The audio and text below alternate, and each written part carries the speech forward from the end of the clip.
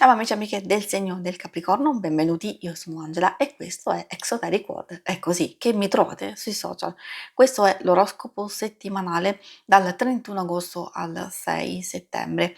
E prima di iniziare vi ricordo che è una stesa generica, prendete solo ciò che vi risuona, se volete potete integrarla col vostro ascendente per avere più informazioni.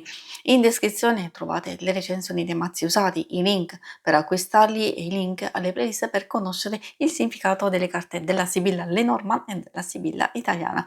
Vi invito a iscrivervi e abbonarvi al mio canale per sostenere il mio lavoro. Ringrazio moltissimo se lo farete o lo avete già fatto. E adesso partiamo con la lettura. Innanzitutto andiamo a vedere le energie principali, segni zodiacali da attenzionare, poi vedremo l'amore, relazioni più importanti, amicizia, famiglia e poi ovviamente le questioni legate al lavoro e alle finanze. Partiamo con una settimana che è abbastanza positiva, soprattutto con questo quadrifoglio che indica speranza, possibilità che si aprono, delle sorprese, dei cambiamenti importanti, anche possibilità di ottenere soddisfazione, ricompensa, fare un buon affare, qualcosa di vantaggioso.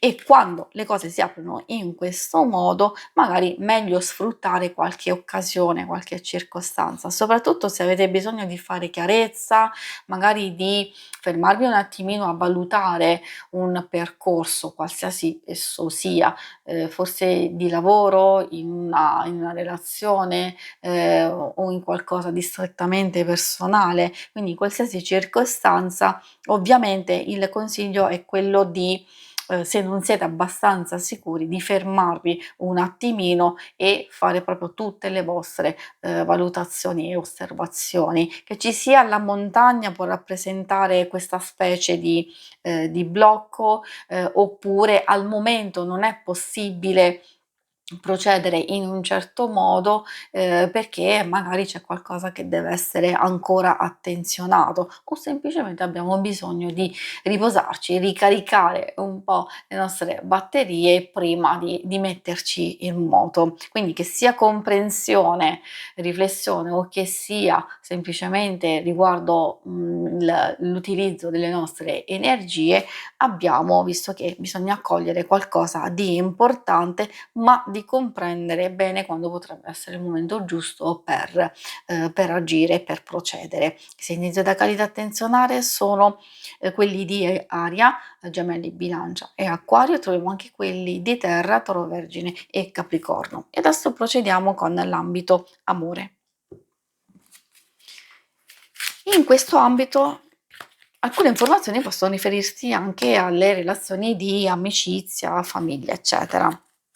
C'è la Viola con il suo pensiero fisso, dipende da cosa state vivendo effettivamente, perché un pensiero fisso può riguardare un qualcosa che non ancora è stato risolto, paura anche nel comunicare, a volte si ha paura di non andar d'accordo o di dire una cosa che magari non è accettata o compresa, quindi qualsiasi tipo sia il pensiero, può anche riguardare tante altre situazioni e circostanze, di procedere diciamo pian pianino, magari prima di far chiarezza, perché se è un qualcosa che è un vostro timore strettamente personale e anche a livello intuitivo, sapete che non è il caso di intervenire o di coinvolgere l'altra persona, allora potete procedere in questo modo.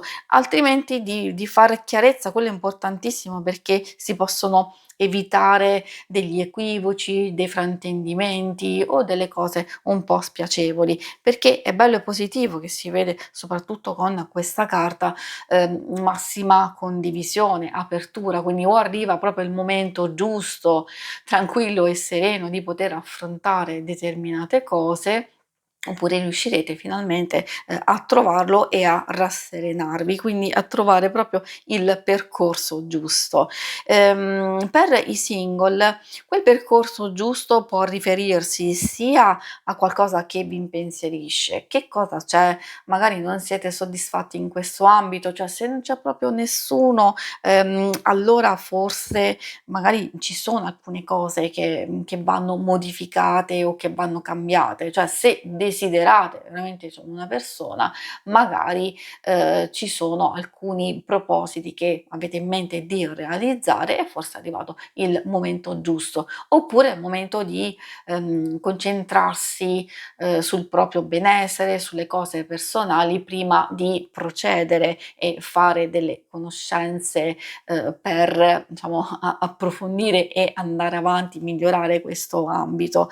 Se, invece c'è già una frequentazione, allora di capire se è il caso di procedere, perché il rododendro spesso fa riferimento a una persona che non fa il caso nostro, una persona che, non è proprio adatta a noi per varie motivazioni. Non mi sto a dilungare, probabilmente questo riuscirete a capirlo. Per quanto riguarda le cose più pratiche del lavoro e delle finanze, c'è una fase, che può riguardare o la possibilità, come abbiamo visto sin dall'inizio, di staccare, di riposarsi, forse chi non ha fatto una vacanza precedentemente può trovare adesso questa occasione, e quindi queste indicano appunto questo tipo di passaggio. Ci sono altri tipi di passaggi, nel senso che, come vi dicevo, è vero cogliere opportunità, però di non mettersi fretta, di